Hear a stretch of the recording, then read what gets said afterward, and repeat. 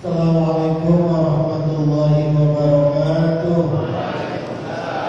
Alhamdulillahirabbil alamin. Allahumma shalli wa sallim wa barik ala sayyidina Muhammadin wa ala alihi wa sahbihi ajma'in. Ilahi anta maksudi wa ridhaka matlubi a'tini mahabbataka wa ma'rifataka wa a'tini ma'aka. Ashabal fadilah jami'i ahli silsilatul qadiriyatil maksabandiyah ma'asul ayat wa bikhusus abina wa murabbi ruhina al-alim al-alama Bahril Fahaman Sayyidi Syekh Al-Narsa Abbas radiyallahu anhu wa qaddasallahu sirah wa usulihim wa furu'ihim wa ahli silsilatihim wal ajizina anhum kullu syai'in lillahi lahum al-fatihah.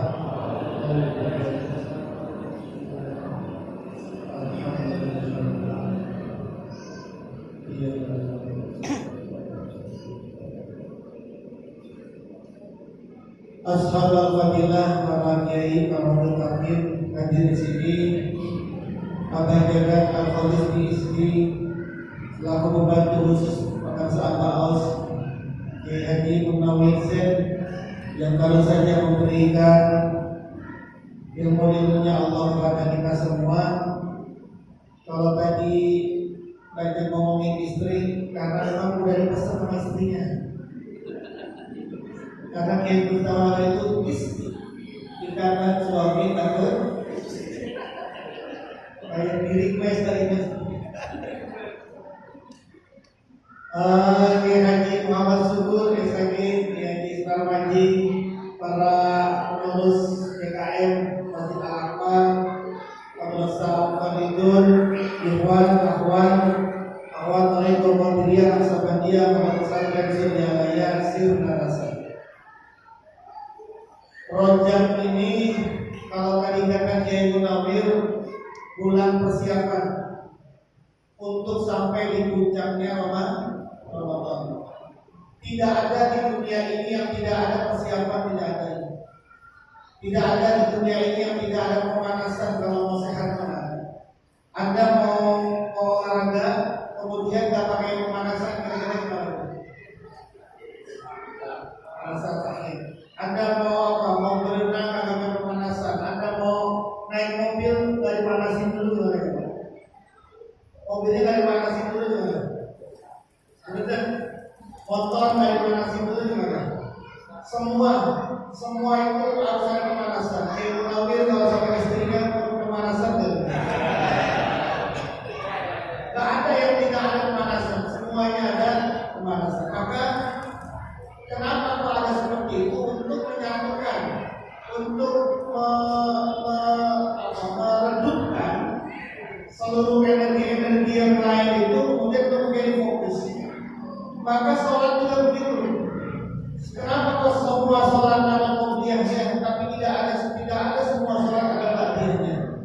Semua sholat pasti ada qobliyah, tapi tidak semua sholat ada ba'diyah. Semua. Karena sebelum kau masuk ke sholat yang pokok, kau harus pemanasan dulu. Kalau kau keluar kau datang dari masjid, komat tiba-tiba ujung-ujung datang, udah komat tiba-tiba ujung datang kembali, langsung takbiratul ihram Allahu Akbar, masih ke bawah nggak pikirannya hatinya bukan, masih ngos-ngosan itu, masih ngos-ngosan. Tapi kalau Anda kemudian sholat dulu qobliyah, itu sudah terlalu. Bahkan kita mah diajarinya mah sebelum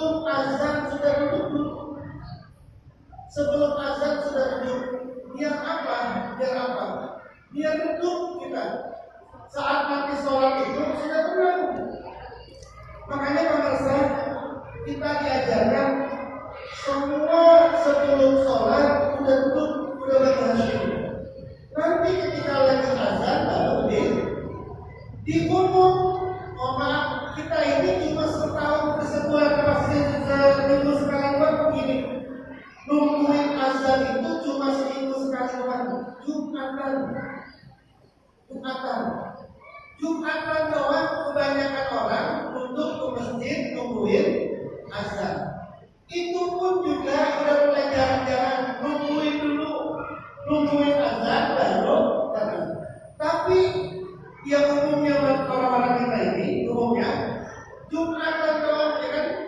Jumatan doang sebelum sholat, sebelum azan Jumat, lepas kumpul kan di sini. Lepas kumpul nggak pernah di sini sebelum sholat Jumat, sebelum azan Jumat. Nanti azan Jumat, baru kemudian berdiri bareng-bareng sholat qabliyah.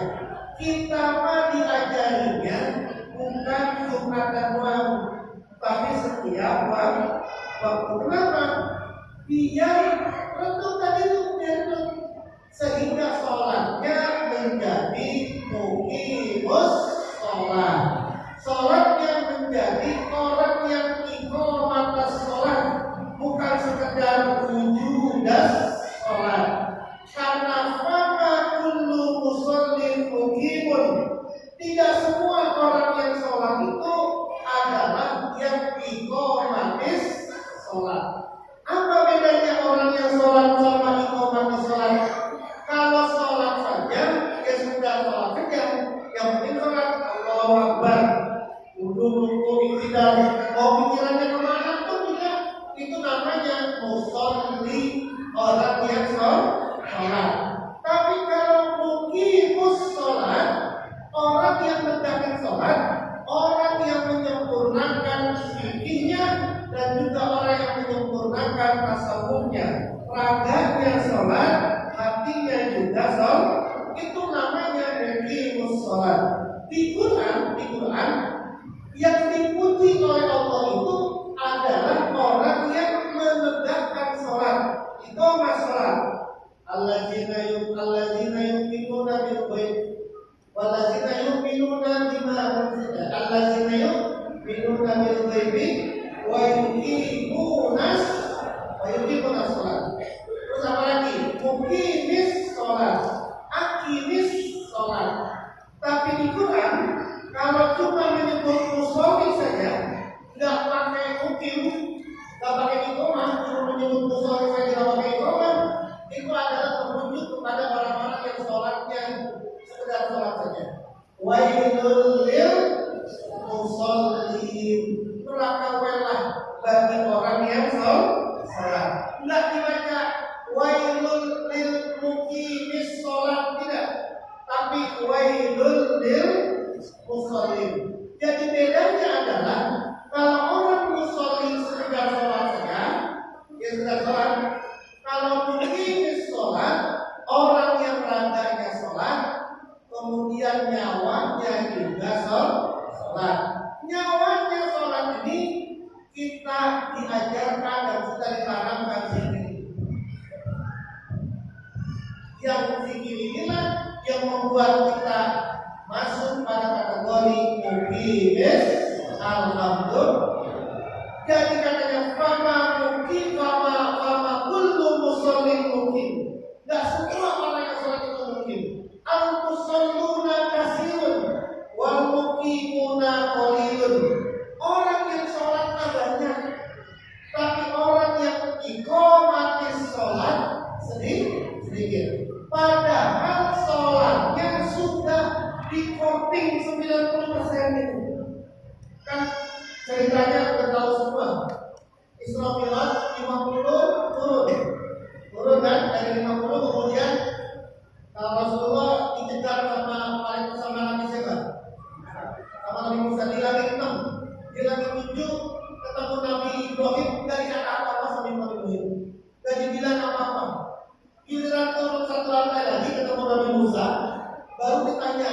Kalau kata dikatakan yang Munawir, yang Musa ini yang suka bicara gitu. Kenapa yang lain? Kalau kenapa 50, dapat Muhammad naik lagi 10. Baik, kita korting, turun lagi 10, 40. Berapa? 40, udah kuat. Umatku saja, sholatnya itu sehari semalam 3 waktu, itu aja udah gak bisa. Apalagi umatmu sehari semalam 40 waktu, kapan tiktokannya, kapan pohon youtubernya, kapan ngomongnya, kapan jadi saya turun. Balik lagi, turun lagi, sampai kemudian menjadi 5. Ada orang yang mengatakan begini, ada ulama yang mengatakan begini, kenapa kok cuma Nabi Musa yang mempermasalahkan sholat? Padahal di atas itu ada Ibrahim, kemudian di 6 ada Musa, nanti kemudian di 5 ada Yusuf,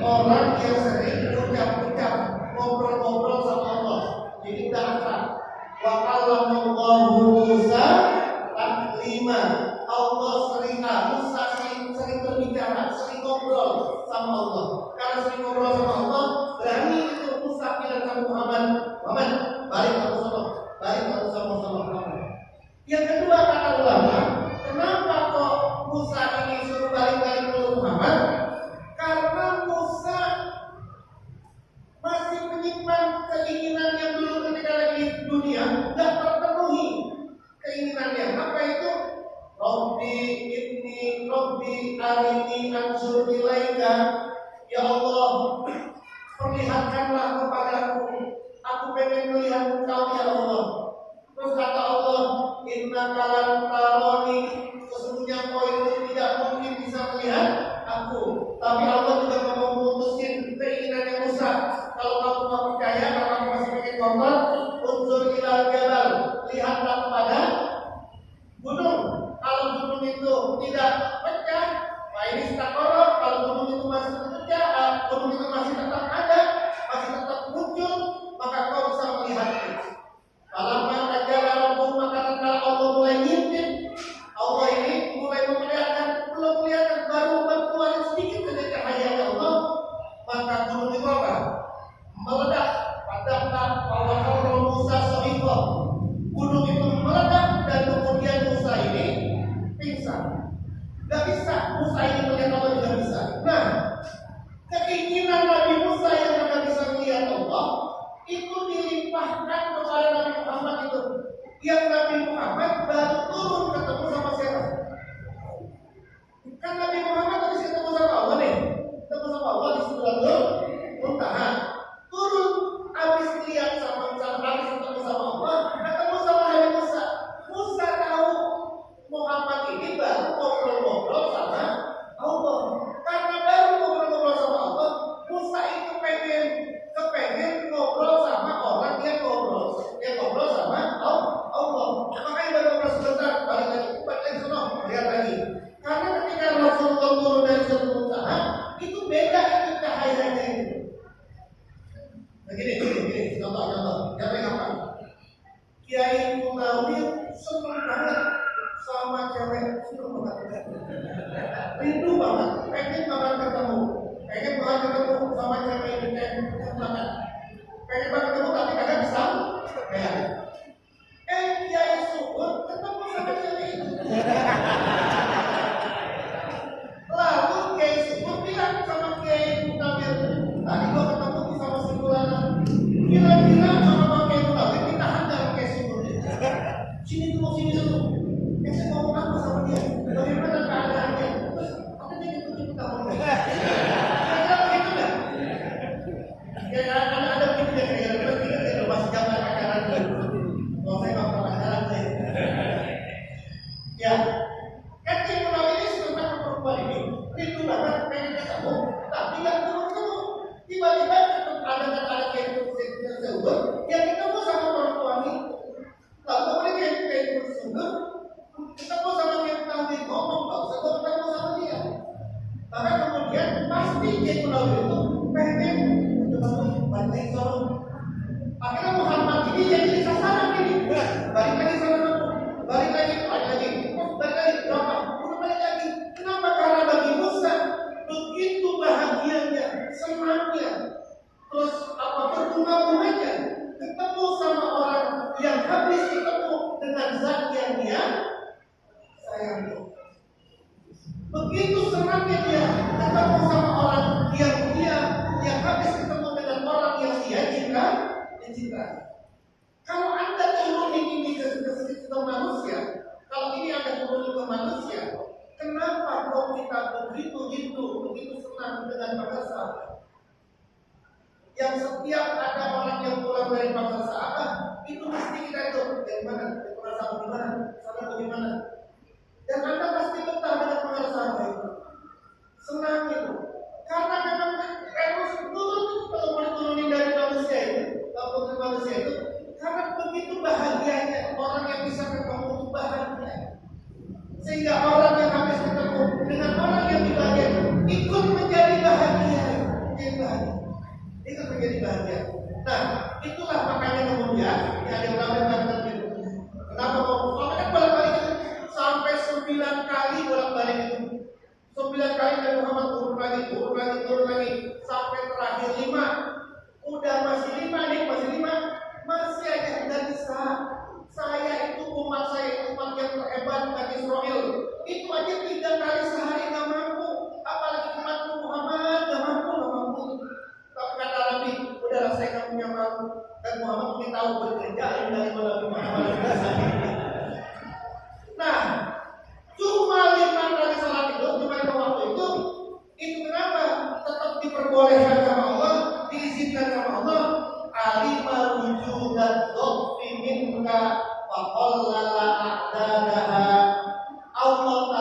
kita ini lemah, faqallala a'dadaha, maka Allah sedikitkan bilangan sholat. Tapi wa alimah diyajaka ila fadlihi fakassara imdadaha.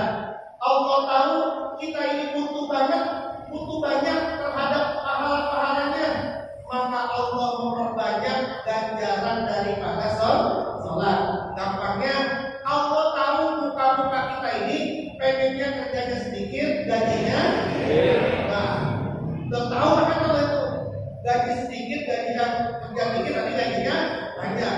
Maka sama Allah disedikitkan itu, udah disedikitkan bilangannya itu, dan juga diperbanyak ganjaran. Nah, sedikit bilangannya itu biar direndam-rendangin subuh tadi, zuhur, asar, direndam-rendangin. Kenapa kok direndam-rendangin? Katanya liyakuna himmuka iqamatas sholat la wujudas sholat, agar keinginanmu itu adalah menegakkan sholat, bukan mewujudkan, bukan cuma sekedar sholat. Biar terjadi rindu terhadap sholat, biar terjadi pengen terhadap sholat, makanya direndam-rendamin dan disedikitin. Tujuannya agar kau rindu terhadap sholat. Tapi sayangnya udah sedikit rakaatnya, udah direndam-rendamin, tidak ada yang rindu sama sholat. Kalau belum masuk rekor susah itu sholat bagaimana ya? Coba rindu nggak? Kalau makan zuhur ya, lu makan pengen sholat zuhur. Yang ada juga udah zuhur aja nih. Asal aja. Kayaknya nggak terima gitu, Padahal saya katakan begini. Sholat 5 waktu itu sekali sholat paling berapa sih? Berapa menit sih? Paling 5 menit dan sekali 5 sholatnya. 5 menit dikali 5 waktu berapa itu? 5 menit kali 5 waktu berapa? 25 menit. Satu hari satu malam berapa jam? 24 jam dikurangi 25 menit masih ada berapa itu? 345. Itu dikurangi itu 8 jam akhirnya. Masih banyak banget itu. Itu aja nggak membuat kita itu senang, pengen rindu sama sholat. Ya wujudnya sama fungsi. Maka sahabat itu ngajarin kepada kita itu rindu sama sholat. Engkau ini wudu apa sekarang ini wudu untuk menzohor. Kita ini intizor sholat, nunggu sholat. Punya wudu terus biar apa? Nungguin sholat. Nanti ada sholat zuhur tetap punya wudu untuk apa? Biar sholat asar. Nanti ada sholat asar tetap punya wudu untuk apa? Sholat maghrib. Begitu seterusnya kalau sahabat mengajarin kayak gitu. Kita ini orang yang nungguin. Makanya kalau kita jalan sama teman sahabat, nggak pernah itu yang tidak nungguin sholat itu. Yang pokok adalah jam berapa sholatnya di sini. Nanti ke sholat jam berapa? Terus sholatnya itu berapa? Ada nggak waktu? Supaya waktu itu pasti merhatiin itu. Setiap mau jalan kemana pun pasti perhatiin. Berapa zuhur? 12. Oke, setelah 12 sudah siap semua. Semua itu kayak begitu, mesti itu namanya orang yang iqamatus sholat, orang yang memang mendakin sholat dan pengen memang sama sholat. Tapi kalau orang yang cuma musolli saja begitu sholat, berat sama sholat itu berat. Meskipun sholatnya udah disedikitkan, pahalanya sudah diperbanyak. Sholat sekali kata Nabi di asri amsalihha 10 kali lipat. Berarti 5 waktu dikali 10 sama dengan 50. Belum nanti jamaah 27 derajat, 27 dikali 50 berapa itu? Udah banyak itu mas. Belum nanti ada sholatnya bil quduri wal ghaibah, dengan qudud dan ghaibah, dengan ini nih yang kata bersahabat di Istiqlal. Kalau foto-foto bahaya banget ini. Maka Ikhwan pengen itu bikin YouTube-nya laris, dipoto aja segitu. Sholat di Istiqlal lebih tinggi 100 ribu, ada 100 kali lipat daripada sholat di Masjidil Haram. Dipotong begitu. Orang yang tahu itu, orang yang tahu apa yang berbeda. Dan yang bikin YouTube senang banget tulis-tulis kayak begitu tuh. Padahal yang kena itu guru kita. Udah Jangan mancing-mancing orang kata-katain atau bukan mancing orang itu cara-cara yang buruk. Ya kaget pasti. Sholat istiqlal 100.000 lebih utama daripada sholat di Masjidil Haram. Coba itu dulu. Udah aja apa biasa saja. Nanti kau salahnya benturin guru apa namanya benturin apa itu kepada orang lain. Orang nggak tahu apa itu. Kalau mulai dijelasin baru tahu itu. Karena sholat itu bil huduri wal ghaibah dengan ini. Siapapun yang sholat itu seperti ini, dia sama itu nanti sholat itu di hadapan, tidak di Masjidil Haram. Tapi kalau ini dijelasin nggak paham semua ini. Nggak paham semua. Tapi ada ngomong di sini, sholat di Masjid Al-Aqsa 100.000 lebih utama daripada sholat di Masjidil Haram. Kagak balik di sini. Sudahlah santai saja. Maksudnya jangan sampai kau melakukan sesuatu yang kemudian itu membuat guru kita itu menjadi sasaran orang-orang yang kagak mengerti apa-apa. Meskipun guru mah kagak punya, kagak ngerti dan tidak tahu dan tidak mau tahu dan sudah samudra. Tapi kan kita murid-muridnya. Ya. Nah, jadi seperti itu. Sholat belum lagi kata Nabi birut batil imam, seukuran derajat imam. Kata Nabi man sholla khalfa makfurin ghafara Allah. Siapa orang yang sholat di belakang orang yang diampuni, dia juga ikut diampuni. Anda sholat dengan sahabat, maka apa saja yang diampuni, kita juga semua ikut diampuni.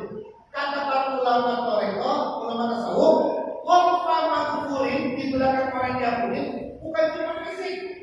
Bukan cuma fisik, sholat di belakang fisiknya orang sahabat misalnya. Bukan cuma itu. Khalfa makfur itu di belakang itu maksudnya Anda sholat seperti sholatnya imam. Sholatnya abang. Sholatnya abang itu kayak apa modelnya? Seperti apa gerakannya? Seperti apa rukunya? Seperti apa sujudnya? Anda ikut sholatnya seperti itu meskipun Anda ada di jati sekarang ini, apa ada di Cina Rasa, Anda masuk dalam kategori khalfa makfurin, di belakang orang yang diampuni. Maka sholat ikutnya sholatnya dengan sama. Kan sholatnya kita ini kalau sebelum masuk toreko tidak jelas ini kan naiknya apa rokaatnya apa ngangkatnya tangan itu siapa? Ya semua maunya aja. Kalau masuk toreko jelas apa sholatnya kayak apa? Sholatnya kayak gini. Anda sholat seperti itu, maka Anda sama seperti sholat di belakangnya. Khalfa makfurin. Dimanapun Anda berada, sudah dapat jaminan diampuni oleh Allah Subhanahu wa